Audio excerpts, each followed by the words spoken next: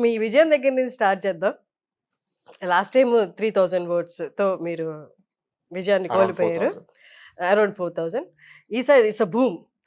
4,90,000. మన ఇండియాలో after independence తీసుకుంటే ఐ థింక్ ఇలాంటి మెజారిటీతో గెలిచింది మోస్ట్‌లీ 10 మెంబర్సే ఉన్నారు. లేదు హిస్టరీ ఈ కాదండి. 4,00,000 మొన్న ఏదో ఆర్టికల్ చదివాను. ఐ గాట్ 5,04,000 అండి. హ్మ్.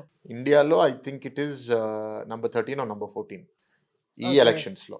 హిస్టరీ వదిలేసేయండి. ఆ! ఈ ఎలక్షన్స్ లో I'm number 13 or 14 in the country. ఇన్ని లాక్స్‌లో 5,00,000 ప్లస్ రావడంలో. అవును.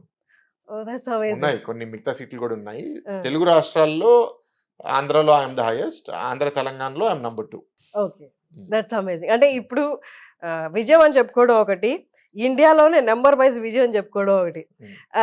అంటే విజయం ఓకే. ఇలాంటి విజయం రావడం వాస్ దట్ అంటే మీరు I didn't overwhelming expect it అండి. నేను చాలా దగ్గరలో నా మినిమమ్ 1,50,000తో గెలుస్తానని చెప్పాను. హ్మ్. మనసులో 2.5 దాటుతదేమో అని అనిపించింది. హ్మ్. కానీ 5 అని నేను ఊహించలేదు. ఓకే. సో డెఫినిట్‌గా పార్టీ మీద, కూటమి మీద ఉన్న గుడ్ విల్లు నా మీద కొంత ఉంది కానీ చాలా క్రెడిట్ ఆపోజిషన్‌కి కూడా ఇవ్వాలి. అప్పుడు వైఎస్ఆర్‌సీపీ చేసిన పరిపాలన వల్ల కూడా వాళ్ళ మీద ఉన్న హ్మ్. విరక్తితో కూడా ఓట్లు బాగా పెరిగినాయని నేను నమ్ముతున్నాను.